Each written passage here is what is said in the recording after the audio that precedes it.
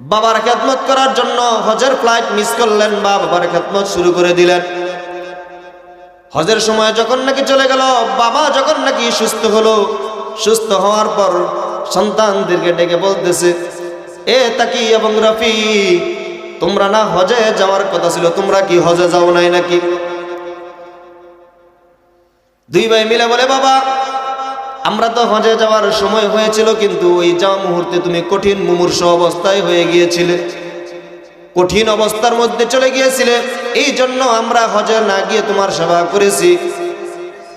মুফতি শফি রহমাতুল্লাহ আলাইহি বলেন, ওরে সন্তান, তোমরা আমার খেদমতের জন্য হজের ফ্লাইট তোমরা মিস করেছো, আমার সেবা করার জন্য তোমরা বাইতুল্লাহ জিয়ারত করাটা মিস করেছো। আমি আজকে তোমাদের জন্য দোয়া করে দিলাম, জীবনে এত পরিমাণ আল্লাহর ঘর জিয়ারত করবা, সেটা গণনা করে শেষ করতে পারবে না।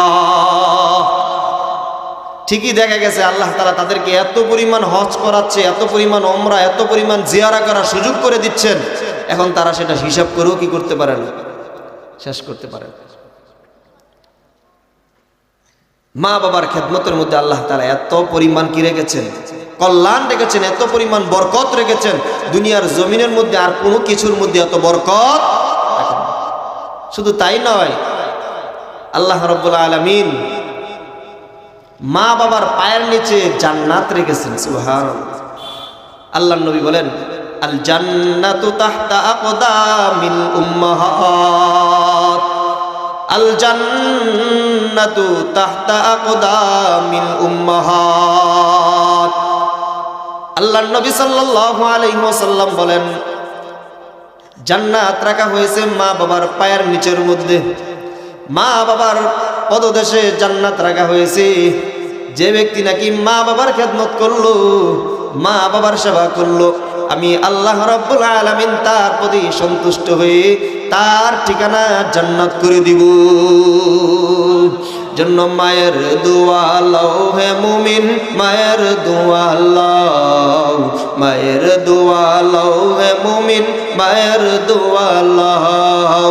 বিপদে পড়বে না তুমি, বিপদে পড়বে না তুমি, যখন যেথায় রও, মায়ের দোয়া লও হে মুমিন, মায়ের দোয়া লও, মায়ের দোয়া লও হে মুমিন, মায়ের দোয়া লও। মায়ে যখন দোয়া করে চলে যায় ওই আরশ পরে, মায়ে যখন দোয়া করে চলে যায় ওই আরশ পরে, সাথে সাথে কবুল হয় ফল দেখিতে পাই, সাথে সাথে কবুল হয় ফল দেখিতে পাই। মায়ের দোয়া লও হে মুমিন, মায়ের দোয়া লও, মায়ের দোয়া লও হে মুমিন, মায়ের দোয়া লও।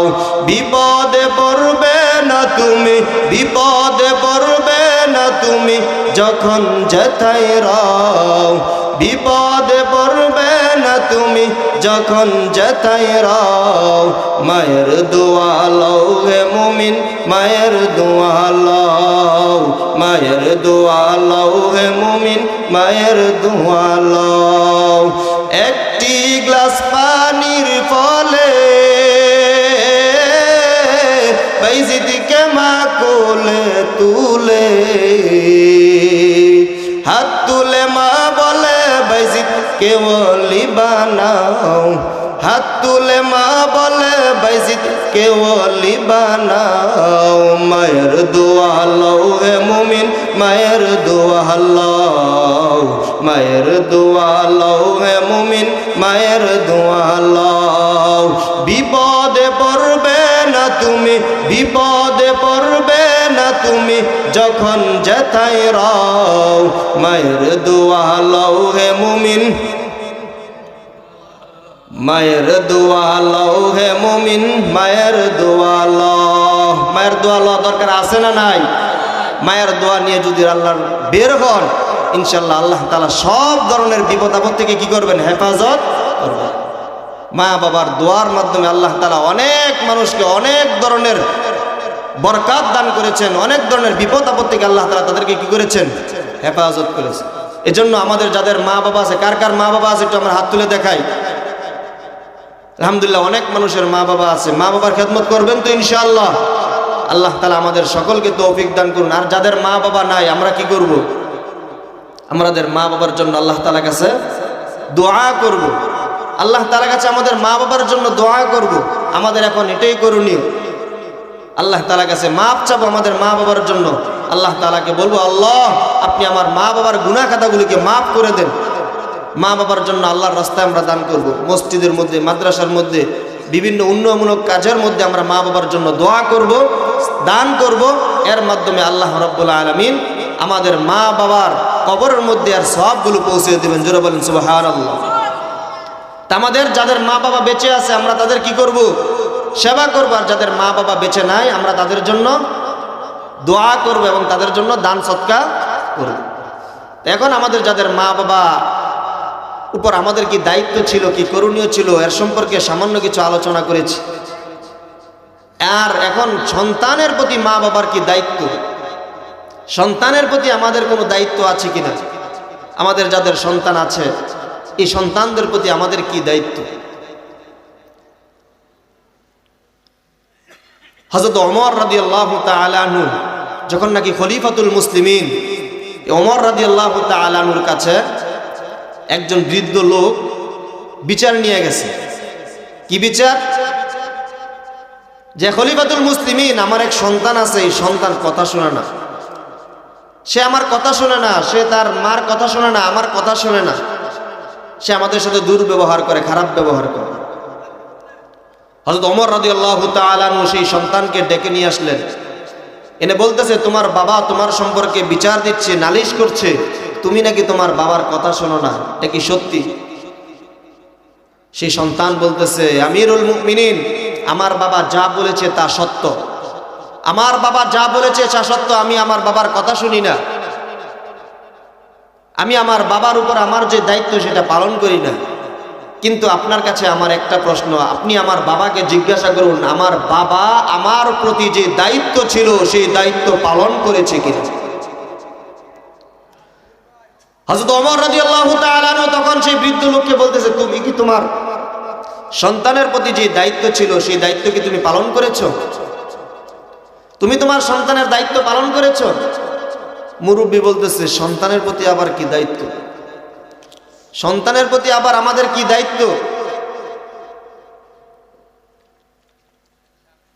তখন হযরত ওমর রাদিয়াল্লাহু তাআলা আনহু বললেন, সন্তানের যেমন আপনার প্রতি দায়িত্ব রয়েছে ঠিক তেমনি ভাবে আপনারও সন্তানের প্রতি কিছু কি আছে? দায়িত্ব আছে। কি দায়িত্ব? এক নাম্বার দায়িত্ব, এই সন্তানটা দুনিয়ার জমিনের মধ্যে আসে একজন স্ত্রীর মাধ্যমে, একজন স্ত্রীর মাধ্যমে, একজন মেয়ের মাধ্যমে কি করে দুনিয়ার জমিনের মধ্যে আসে।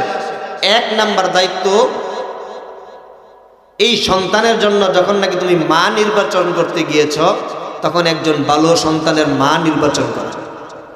কথাটা বুঝেন নাই? যেই বিবাহের মাধ্যমে দুনিয়ার জমিনের মধ্যে আপনার সন্তান আসবে, এই বিবাহের ক্ষেত্রে যেই মেয়েটাকে বিবাহ করবে সেই মেয়েটা যেন কি হয়? ভালো হয়।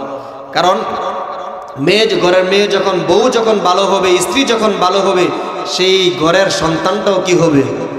ভালো হবে। এজন্য হযরত ওমর রাদিয়াল্লাহু তাআলা আনহু বললেন, এক নাম্বার হচ্ছে সন্তানের জন্য ভালো মা নির্বাচন করা। ভালো মা নির্বাচন করলে কি লাভ? যে এই মার গর্ভ থেকে যে সন্তানটা জন্মগ্রহণ করবে ওই সন্তানটা খাজা মাইনুদ্দিন চিশতির মতো হবে, ওই সন্তানটা হযরত হাসান বসরির মতো হবে, ওই সন্তানটা শাইখুল হিন্দ মাহমুদ হাসান দেওবন্দির মতো হবে, এই সন্তানটা হযরত হোসেন আহমদ মাদানির মতো হবে, এই সন্তানটা শাইখুল হাদিস আল্লামা আজিজুল হক রহমতুল্লাহ আলাইহির মতো হবে, এই সন্তানটা আল্লামা আহমদ শফির মতো হবে, এই সন্তানটা শায়েখে চরমনাই পীর সাহেব রহমতুল্লাহ আলাইহির মতো হবে। ঠিক কিনা? এজন্য খাজা মাইনুদ্দিন চিশতি রহমতুল্লাহ আলাইহির মা, খাজা মাইনুদ্দিন চিশতির মা, খাজা মাইনুদ্দিন চিশতির নাম আমরা শুনেছি, কত বড় আল্লাহওয়ালা বুজুর্গ ছিলেন। যে ওনার চেহারা দেখে বহু মানুষ ইসলাম ধর্ম গ্রহণ করে মুসলমান হয়ে গেছে। এ খাজা মাইনুদ্দিন চিশতি রহমাতুল্লাহি আলাইহির মা খাজা মাইনুদ্দিন চিশতিকে ডাক দিয়ে বলেন, হে মাইনুদ্দিন, হে মাইনুদ্দিন, আজকে দুনিয়ার জমিনের মধ্যে তোমার কত সম্মান, তোমার কত ইজ্জত। আজকে দুনিয়ার জমিনের মধ্যে তোমার কত সম্মান, তোমার কত ইজ্জত। দুনিয়ার জমিনের মধ্যে মানুষ তোমার চেহারা দেখে বহু মানুষ মুসলমান হয়ে যাচ্ছে। আরে মাইনুদ্দিন, তোমার এত সম্মান, তোমার এত ইজ্জত কিভাবে হয়েছে তুমি সেটা জানো নি মাইনুদ্দিন? খাজা মাইনুদ্দিনের চিশতির ডাক দিয়ে কয়, ও মা, কিভাবে আমি এত সম্মানিত হয়েছি? খাজা মাইনুদ্দিনের চিশতি মা বলে, খাজা মাইনুদ্দিন, তুমি যখন নাকি আমার গর্ভের মধ্যে ছিলা, তুমি যখন নাকি আমার গর্ভের মধ্যে ছিলা, তখন আমি প্রতিদিন তাহাজ্জুদ নামাজ পড়ে পড়ে আল্লাহর দরবারে দোয়া করেছি। ওগো পর্দার আল্লাহর মা, ভালো করে খেয়াল করে শুনবেন, আপনিও একজন সন্তানের মা, আপনিও কিন্তু পেটের মধ্যে সন্তান ধারণ করেছেন। খাজা মাইনুদ্দিনের মাও কিন্তু খাজা মাইনুদ্দিনকে পেটের মধ্যে ধারণ করেছে। খাজা মাইনুদ্দিনের মা যখন নাকি খাজা মাইনুদ্দিনকে পেটের মধ্যে ধারণ করেছে, তখন খাজা মাইনুদ্দিনের মা প্রতিদিন তাহাজ্জুদ পড়ে পড়ে আল্লাহর দরবারে এই সন্তানের জন্য দোয়া করেছে। বলে, মাইনুদ্দিন, প্রতিদিন আমি আল্লাহর দরবারে তোমার জন্য দোয়া করতাম। পরবর্তীতে তুমি যখন নাকি দুনিয়ার জমিনের মধ্যে আগমন করেছো, তুমি যখন নাকি দুধ পান করতে, ওরে মাইনুদ্দিন, তোমার দুধ পান করার সময় আমি কোনোদিন তোমাকে নাপাক অবস্থায় দুধ পান করাই নাই।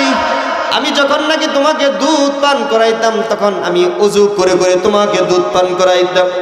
আজকে দেখেন আমাদের ঘরের স্ত্রীদের অবস্থা, মেয়ে লোকদের, মহিলাদের অবস্থা, সন্তানদেরকে দুধ পান করায়, পাক পবিত্র অবস্থায় দুধ পান করায় না, নাপাক অবস্থায় সন্তানগুলোকে দুধ পান করায়। মোবাইল দেখে দেখে সন্তানগুলোকে দুধ পান করায়। বিভিন্ন নাচ গান শোনা অবস্থায় সন্তানগুলোকে দুধ পান করায়। আর খাজা মাইনুদ্দিনের মা ওযু করা অবস্থায় তারপর তার সন্তানদেরকে দুধ পান করাইতেন।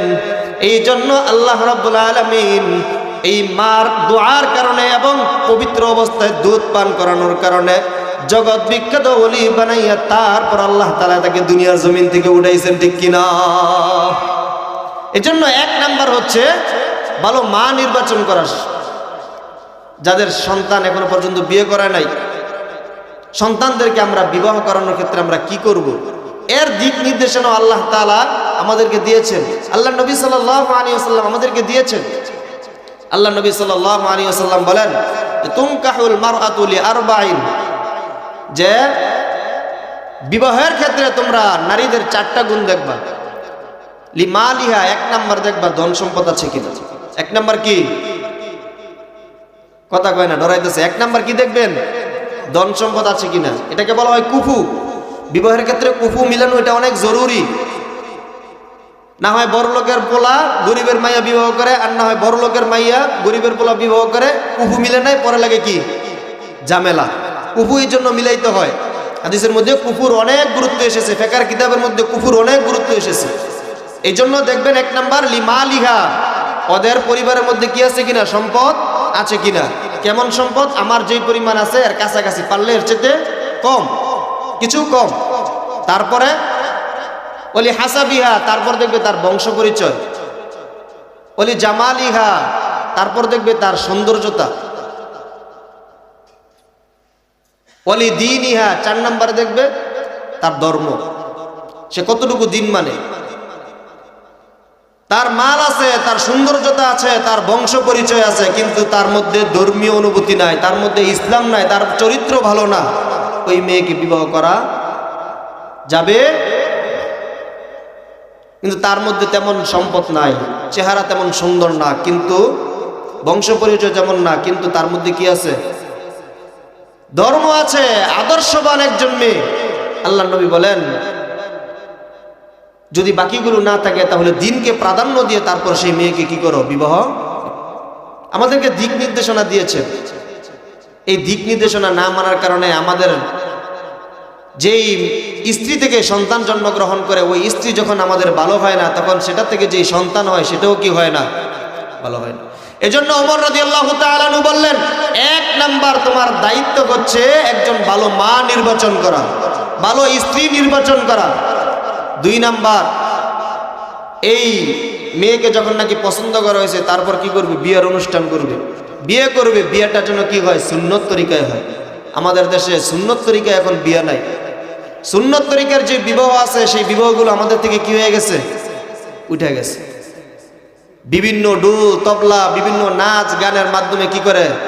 বিবাহের সূচনাটা করে। আপনি এই বিবাহের মাধ্যমে যে সন্তানটা দুনিয়ার জমিনের মধ্যে আসবে, আপনি সর্বপ্রথম এই অমুসলিম অনৈতিক কার্যকলাপের মাধ্যমে আপনি যে বিবাহটা করেছেন, এর মাধ্যমে আপনি আপনার সন্তানের উপর সর্বপ্রথম জুলুম করেছেন। আপনি আপনার সন্তানের অধিকারকে হরণ করেছেন। আপনি সুন্নত তরিকায় বিবাহ না করার কারণে এই বিবাহের মাধ্যমে যে সন্তানটা আসবে, ওই সন্তানটা কি বাইজিদ বোস্তামি হবে? ওই সন্তানটা কি হাসান বসরি হবে? ওই সন্তানটা কি খাজা মাইনুদ্দিন চিশতি হবে? এই বিবাহের মাধ্যমে যে সন্তান হবে সেটাও কি হবে? ডান্সার হবে, ঠিক কিনা? নির্লজ্জ হবে, বেহায়া হবে। মা বাবার সামনে গিয়ে কি করবে? সিগারেট টান দিবে। মা বাবার সামনে নিজের গার্লফ্রেন্ডের সাথে কথা বলবে। এই নির্লজ্জ বেহায়া কেন হয়েছে? আমাদের বিবাহের মাধ্যমে যে সন্তানটা এসেছে, এই বিবাহটাই কি হয় নাই? সহি তরিকা হয় নাই, সহি তরিকা হয় নাই, সুন্নত তরিকা হয় নাই, নবীর তরিকা অনুযায়ী হয় নাই। হিন্দুদের কালচার, বাঙালি সংস্কৃতি বইলে আমরা কি করি? হিন্দুদের কালচার কি করি? আমাদের মুসলমানদের বিবাহ অনুষ্ঠানের মধ্যে ঢুকাই দিই। আল্লাহ তাআলা আমাদের সকলকে হেফাজত করুন, সকলে বলি আমিন। যারা বিবাহ করি নাই, যারা এখনো পর্যন্ত বিবাহ করি নাই, এই সমস্ত কাজের মাধ্যমে ভাই, বিবাহ একটা সুন্নত, নবীর একটা গুরুত্বপূর্ণ সুন্নত, নিজের জীবনের একটা অবিচ্ছেদ্য অংশ। এই বিবাহের মাধ্যমে যদি আমাদের গুনাহের সূত্র হয়, সন্তান যদি তখন অমানুষ হয়, এটার জন্য নিজের কাছে নিজেই দায়ী থাকবেন, ঠিক কিনা? নিজের কাছে নিজেই দায়ী থাকবেন। হযরত ওমর রাদিয়াল্লাহু তাআলা আনহু বললেন, 1 নাম্বার দায়িত্ব হচ্ছে নিজের স্ত্রী ঠিক করা, ভালো একজন স্ত্রী ঠিক করা। দ্বিতীয় হচ্ছে সুন্নত তরিকায় বিবাহ করা। বিবাহ করার পর এখন সন্তান আসবে, আল্লাহ তাআলার কাছে দোয়া করা। আল্লাহ, যে দোয়াগুলো আল্লাহ তাআলা আমাদেরকে পবিত্র কোরআনে শিক্ষা দিয়েছে। আল্লাহ তাআলা বলেন, রব্বানা হাব লানা মিন আজওয়াজিনা, রব্বানা হাব লানা মিন আজওয়াজিনা ওয়া যুররিয়াতিনা কুররাতা আয়ুন ওয়াজআলনা লিল মুত্তাকিনা ইমামা।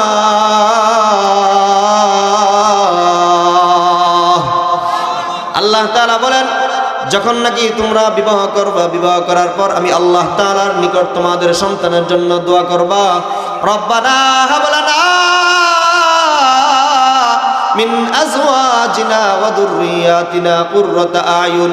ওগো আল্লাহ, আপনি আমাদেরকে এই স্ত্রীর মাধ্যমে যে সন্তান দান করবেন, আমাদের বংশ থেকে যে সন্তানগুলো দান করবেন, ওই সন্তানটা যেন কুররাতুল আয়ুন হয়, চক্ষু শীতলকারী হয়। ওয়াজআলনা লিল মুত্তাকিনা ইমামা, এবং আমাদের এই সন্তানগুলো যেন মুত্তাকিদের জন্য ইমাম হয়। আল্লাহ রাব্বুল আলামিন সন্তান কিভাবে চাইতে হবে সেই দোয়া আমাদেরকে শিক্ষা দিয়েছেন। কোনদিন কি আমরা আল্লাহ তাআলার কাছে সন্তানের জন্য দোয়া করছি এভাবে? কোনদিন আল্লাহ তাআলার কাছে দোয়া করি নাই, কিন্তু সন্তান চাই এরকম ভাবে। খাজা মাইনুদ্দিন চিশতির মতো, হাসান বসরির মতো, রাবিয়া বসরির মতো এরকম নেককার সন্তান চাই, কিন্তু কোনদিন নেককার সন্তানের জন্য আল্লাহ তাআলার দরবারে দোয়া করি নাই। আমাদের পিতা হযরত ইব্রাহিম খলিলুল্লাহ, আমাদের জাতি পিতা হযরত ইব্রাহিম খলিলুল্লাহ 80 বছরের উপর বয়স হয়ে গেছে, কোনো সন্তান নাই। আল্লাহ তাআলার কাছে সন্তানের জন্য দোয়া করেছে, রব্বি হাবলি মিনাস সালিহিন।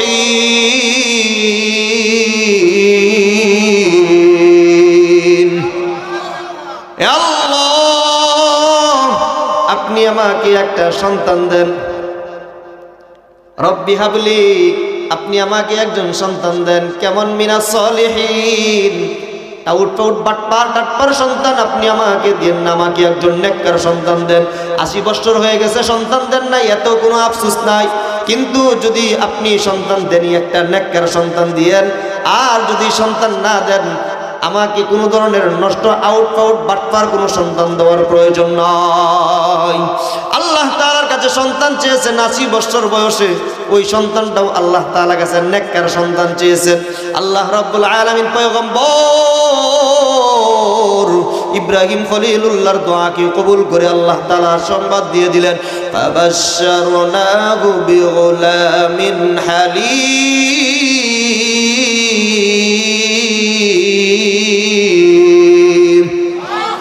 আল্লাহ তাআলা বলেন, ওগো খলিল, আমি আল্লাহ রাব্বুল আলামিন আপনার দোয়াকে কবুল করলাম। ওগো খলিলুল্লাহ, আপনাকে আমি একজন সহনশীল ধৈর্যশীল সন্তানের সুসংবাদ দান করলাম। কেমন সন্তানের সুসংবাদ দান করেছেন? ওই সন্তানটা যখন নাকি একটু বড় হয়েছে, বাবার সাথে এখন হেঁটে হেঁটে বাজার যাইতে পারবে, এমন বয়সে যখন নাকি উপনীত হয়েছে, আল্লাহ রাব্বুল আলামিনের পক্ষ থেকে স্বপ্নের মাধ্যমে আদেশ করা হয়েছে, ওগো খলিল, আপনি আপনার সন্তানটাকে আমার রাস্তার মধ্যে কুরবানি করে দেন। পয়গম্বর খলিলুল্লাহ সন্তানকে গিয়ে বলে, সন্তান, আল্লাহ তাআলার পক্ষ থেকে আদেশ করা হয়েছে তোমাকে কুরবানি দেওয়ার জন্য, তোমাকে জবাই করার জন্য। দেখেন কেমন সন্তান। আজকে যদি আমাদের সন্তানকে গিয়ে বলি যে আল্লাহ তাআলা বলছে তোমাকে কুরবানি দেওয়ার জন্য, সাথে সাথে হাত থেকে ছুরিটা নিয়ে সেই সন্তান কি করবে? সাথে সাথে সেই সন্তান বাবারে কোবান শুরু করবে। সন্তান বলেন, সন্তান ডাক দিয়ে বলে, বাবা, আল্লাহ রাব্বুল আলামিন আপনাকে যে আদেশ করেছেন ওই আদেশ পালন করুন। আপনি আমাকে অবশ্যই ধৈর্যশীলদের অন্তর্ভুক্ত পাবেন। জোরে বলেন সুবহানাল্লাহ। قال يا أبت افعل ما تؤمر ستجدني إن شاء الله من الصابرين।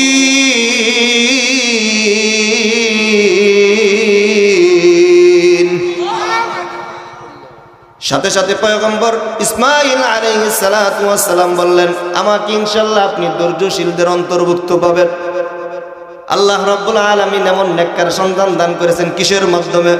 আল্লাহ তাআলার কাছে নেককার সন্তান চেয়েছেন, আল্লাহ তাআলা নেককার সন্তান দান করেছেন। এজন্য মুসলমান ইমানদার আল্লাহ তাআলার কাছে নেককার সন্তানের জন্য সব সময় দোয়া করা। নেককার সন্তানের জন্য আল্লাহ তাআলার কাছে দোয়া করবেন। এবং পাশাপাশি যখন নাকি স্বামী স্ত্রী একত্র হবেন, ওই সময় আল্লাহর নবী সাল্লাল্লাহু আলাইহি ওয়াসাল্লাম আমাদের জন্য একটা দোয়া শিখিয়ে দিয়েছেন, আল্লাহুম্মা জান্নিবিনিশ শাইতান ওয়া জান্নিবিশ শাইতানা ফীমা রাযাকতানা।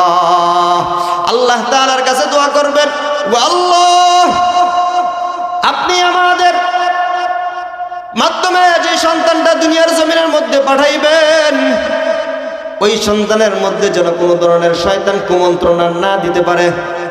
আপনি আমাদের থেকে শয়তানটাকে দূর করায়া দেন, আপনি আমাদের থেকে শয়তানটাকে দূরে সরায়া দেন। ওয়াজান্নিবিশ শাইতানা ফীমা রাযাকতানা, এবং আমাদের মাধ্যমে দুনিয়ার জমিনের মধ্যে যে সন্তানটা প্রেরণ করবেন, ওই সন্তান থেকেও আপনি শয়তানটাকে দূরে সরায়া দিন। আমাদের জন্য কি করছে? এরকম দোয়া শিখিয়ে দিয়েছে। কে কে বলতে পারবো যে নিজের সন্তানের জন্য আমরা দোয়া করেছি? তো সন্তানের জন্য আমরা দোয়া করি না, এই সন্তান যখন বড় হবে এই সন্তান আপনার জন্য কি দোয়া করবে? ভুলে যাবে। ঘরের কোণার মধ্যে মাটি দিবে 3 দিন, 7 দিন, 10 দিন, 1 মাস, 40 দিন মনে রাখবে। তারপর আপন আপন কাজে সবাই কি হয়ে যাবে? ব্যস্ত হয়ে যাবে, ভুলে যাবে। আপন আপন কাজে সবাই ব্যস্ত হয়ে যাবে। এজন্য সন্তানের জন্য প্রথমেই 3টা দায়িত্ব, তারপর যখন নাকি